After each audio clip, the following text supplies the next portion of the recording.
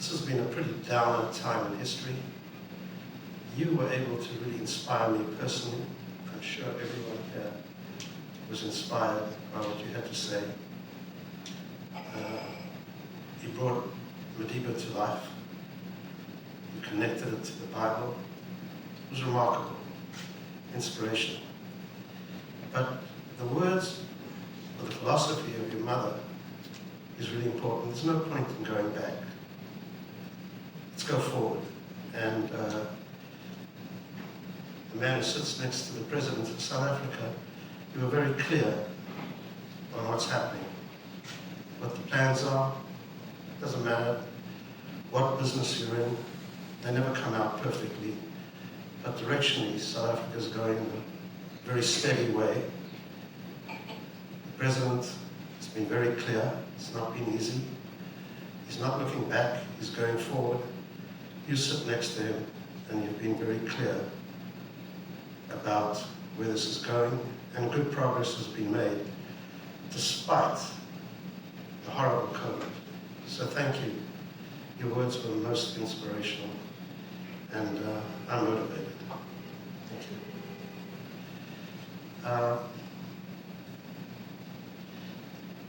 Ambassador Jaini, your warmth when you started out this evening was just overwhelming. I don't want to repeat what you said. You're just a warm person, and if you can charm some of the players in the world on First Avenue between 42nd Street and 35th Street, it would be very helpful. I think you have the gift to do that, so thank you. CG Tawana, thank you for what you do to bring South Africans together in this wonderful city here. It's been a tough job. You just can't really hold events. So how do you bring people together without holding events? It's not easy. But I had some remarks here that I was going to make. The hour's getting late, so I'm going to limit them. But sitting in this room, talking about South Africa, here in the center of New York City, I can't help but think it's somebody that's really missing, and that's the late Mayor Dinkins. He would have been here tonight with the biggest, and I'm seeing a lot of people nodding, with the biggest enthusiasm. He was the person that arranged the ticket trade parade for President Mandela when he came to New York the first time. And he would simply have been delighted to be here. He was at so many Mandela Day events, but sadly passed away last year, so I'm so sorry that he's not with us. Ray and I grew up in Port Elizabeth, South Africa, and we left 47 years ago. Maybe we should have stayed. I agree with, I tried to live up to the teachings of President Mandela, but when he told Marion, I can't remember how many years ago, 20 years ago, tell your husband to come back, I can't say it in his words. I didn't quite listen, but that guilt has driven us. We didn't go into the South African embassy consulate until he became president. But from that moment on, we've been driven to try to do something to make a difference. And so we've been talking, first it started with President Mbeki, but most recently with President Ramaphosa, about gathering the South African diaspora, as Mr. Beloy mentioned, and trying to see how we can make a difference. There's a lot of people in this country, and I'm sure in other parts of the world, that have benefited enormously from their education in South Africa and are doing quite well. I've spoken to the CG, first spoke to President Ramaphosa, but President Mbeki many years before that, but President Ramaphosa in the first year when he went to Davos, we said to him, what we want to do is convene a Indaba of South Africans in this country and see what we can do to make a difference.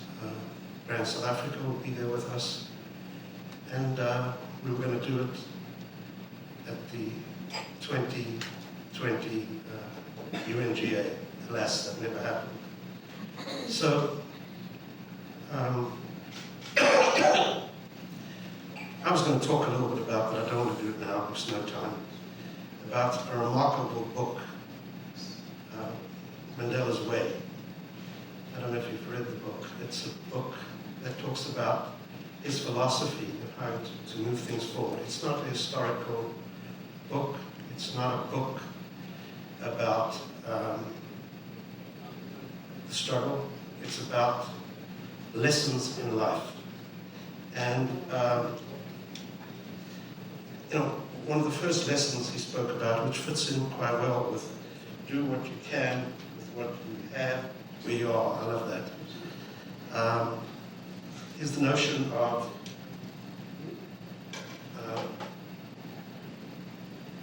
lead from the front. So it's in that connection that Mary and I would like to work with your diplomats in this country to advance ways to connect the diaspora to South Africa. We hopefully have set an example. We're working with WITS to move the dental school, or a big part of the dental school, to Soweto. We discussed that with President Ramaphosa in Davos 3 years ago, I think I can remember, and we've actually started doing it. And we hope we've set an example and others will follow. It's very important to lead from the front, we think, not only to talk, but to actually do things. And so we want to lead from the front. We want to convene this Indaba. You've got lots of good friends in the city, in this country. People want to help South Africa. So hopefully we can work with you to bring many, many people together to advance these kinds of initiatives. Not about writing a check, but about actually doing something. And Marion was just in London last week and has about 12 deans of dental schools throughout the world ready to work to open up the dental school in Soweto. Not closing the dental school at the General Hospital, but and we have discussions, actually made pretty good advances with the local administration. I'm not going to go through everything, it's too late. But the bottom line is, and one thing I'm sure of, there's going to be good food here tonight. But I thank you for coming, for those words, Ambassador. I don't want to put too much on your shoulder, but the world is troubled. South Africa has the ability to make a difference. You've seen it and you can do it. So, and CG, you can count on the diaspora. You call us, we come. So thank you.